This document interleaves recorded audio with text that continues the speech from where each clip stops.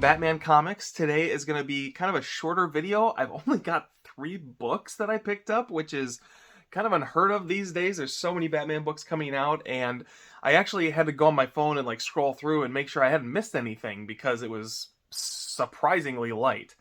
So today's going to be a little bit more of an informal episode. I will not do all the preamble. We'll just kind of get right into the books since there's so few. But before I get into that, I do want to really quick thank everyone who stopped by the channel over the last 12 to 24 hours.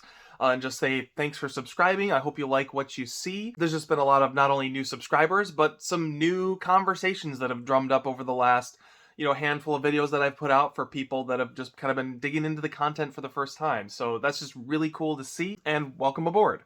And then finally, I have to thank the person who drove all that sort of sudden surge of traffic into my channel. And that's coming from Brian LCS. If you're not subscribed to him, I'll leave a link down in the description below. I'd be surprised if you're watching me and you're not already subscribed to him. But YouTube is a big place. Brian did a video response for the contest that I have running right now, which if you want to get in on that, go check out his video. He explains it better than I did. And over the course of the video, he just had a lot of really nice things to say about the channel. And I was really humbled. Like, I woke up in the morning, I saw the link for the video, he sent it to me on Instagram, and it was the first thing I watched like while I was waking up. And Brian, just so you know, it literally made my day. It was just so cool.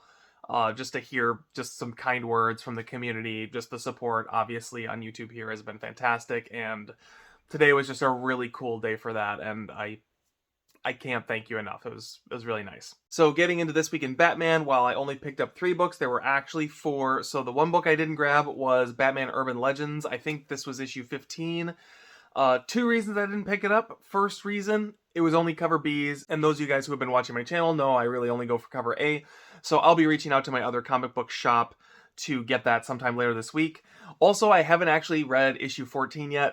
I just haven't had time, so I'll need to make a point of getting that done, because now I'll be 2 issues behind since I'm not reviewing it for you today. But then also, just a wider question, I'm just curious if anyone's really going to miss it if I stop reviewing it, just because whenever that book comes out, it kind of brings my videos to a grinding halt because there's so much different content in it to review. I know last month when I didn't do the review, nobody really cared a whole lot about it.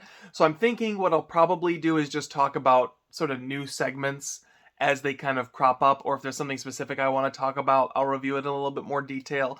But most of it, honestly, is pretty superfluous. It's mostly Batman filler, to be real. Some of it's pretty good. There's been some great stuff. There's a reason I'm still kind of slogging through it, even though the last couple issues have been alright. But nevertheless, maybe not something worth talking about ad nauseum once a month, especially when you have these long 6-issue arcs that aren't really building up to anything that's super important in terms of Batman continuity. So if you guys have a really strong opinion about me continuing to do the full review month to month, let me know in the comments below. If I don't hear anything, probably I'll start to kind of taper off my coverage of that and just tailor it a little bit more. Whatever you guys decide, that'll start next month. So on to the books that I did pick up.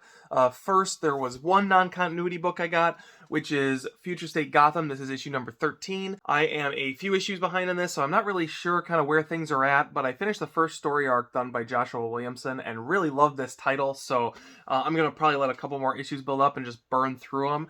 This has got black and white artwork on the inside, but I find it to be really effective. Like, I like what they've done with the artwork in here.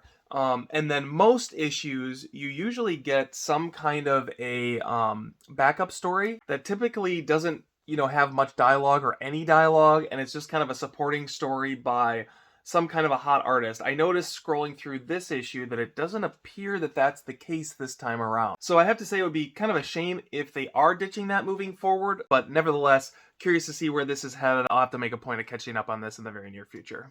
So then that just leaves 2 continuity books to review for you guys today. Normally I review these sort of from least favorite to most favorite, but there's only 2 of them, and honestly, if you've been watching my channel, you know neither of them are going to be like lighting me on fire this week, so I'm just going to go alphabetical, skip the ranking element, and we'll kick things off with Batgirls Number 6. This is the conclusion, finally, of the One Way or Another storyline, which features this new villain, Spellbinder.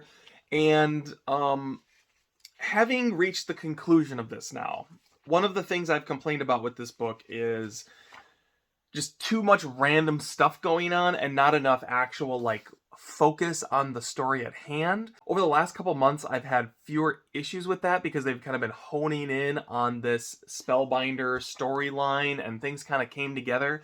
And I think largely with issue 6, I think they did a good job wrapping it up and kind of tying everything together overall. The big complaint I have with this, though, even now 6 issues in, is that there's just a lot of potential kind of left on the table here.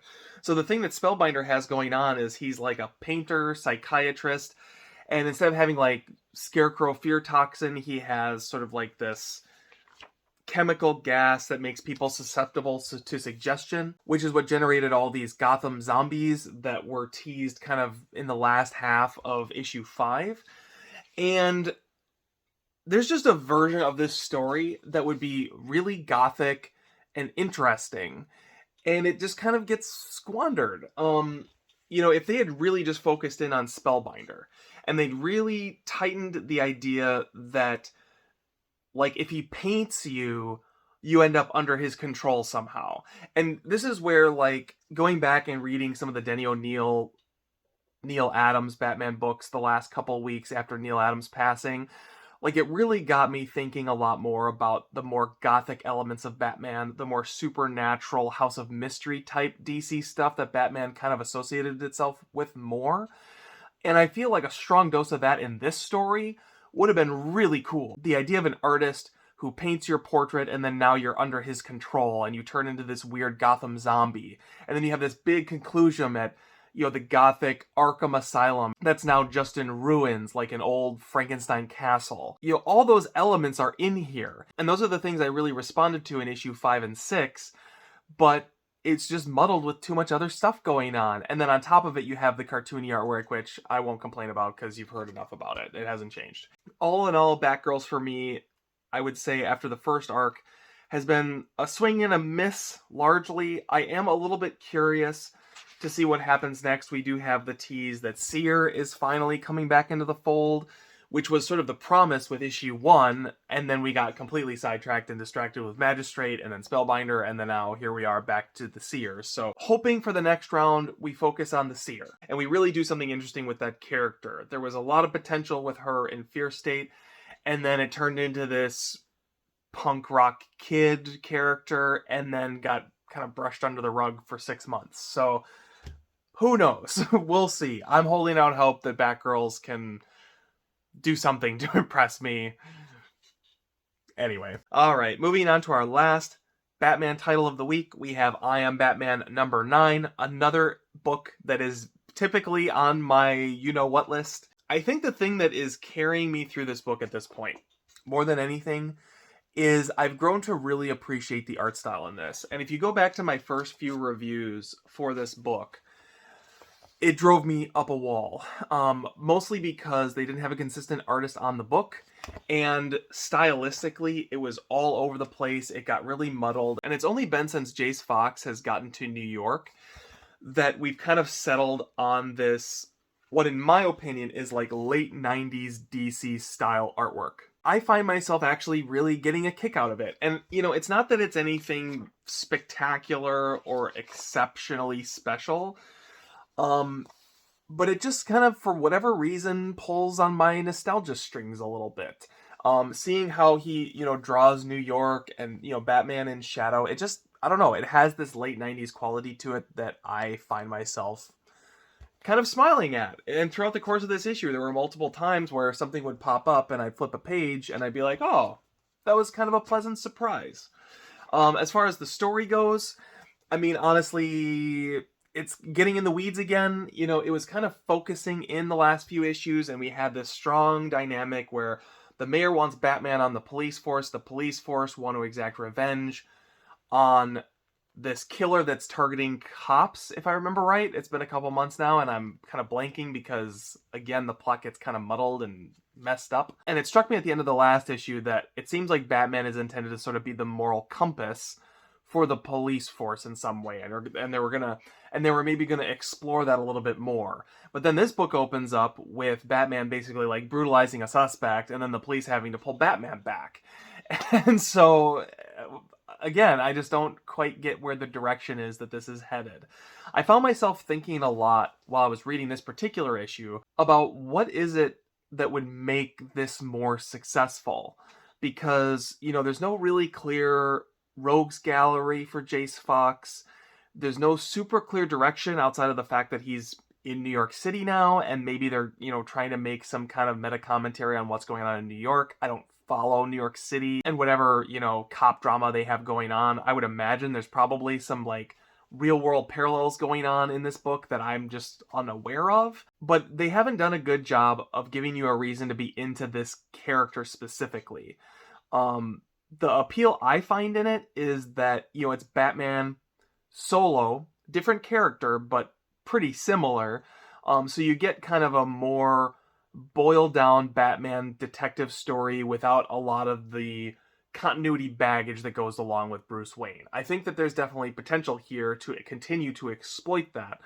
But if you're going to do that, I want to see the main Batman title, really go in an interesting direction. Like if this was counter-programming to like Grant Morrison's run on Batman, I think that would have a lot more impact on the readership, and they'd be more inclined to crave something like this. The only other thing I can think of that they could really do to make this book more interesting is, why isn't it Jace Fox versus Bruce Wayne in the main Batman title? Like, why did DC immediately separate Jace Fox into his own little universe? Like, they built up Batwing with the New 52, and then Jace Fox kind of came out of that, and they've just been doing their own thing kind of ever since. Whereas I think it would probably have been more meaningful to build this up in a core Batman title with some real conflict between this character and the rest of the Bat family before growing out into its own I Am Batman book, maybe. I don't know. I'm just trying to figure out how to make this book work for me consistently on a monthly basis, because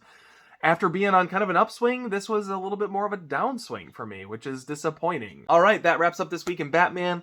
I hope you guys didn't feel like this was kind of a rant video. I did one of those a few weeks ago, probably a month ago, when the last round of Batgirls and I Am Batman came out, actually, to be honest. This is like all the sort of less exciting Batman books for me in 1 week, with none of like the support of the stuff I'm more excited to read. But that said, I actually had a good time reading these two books. Like, I mean, even though I was critical of them, actively engaging with the material is part of the fun of reading them. So I actually had a good time, to be clear. And even though I wouldn't necessarily really recommend either of these books, now you know what happened. So in case it's relevant to another story that you happen to be reading, hopefully this video is at least still helpful to you.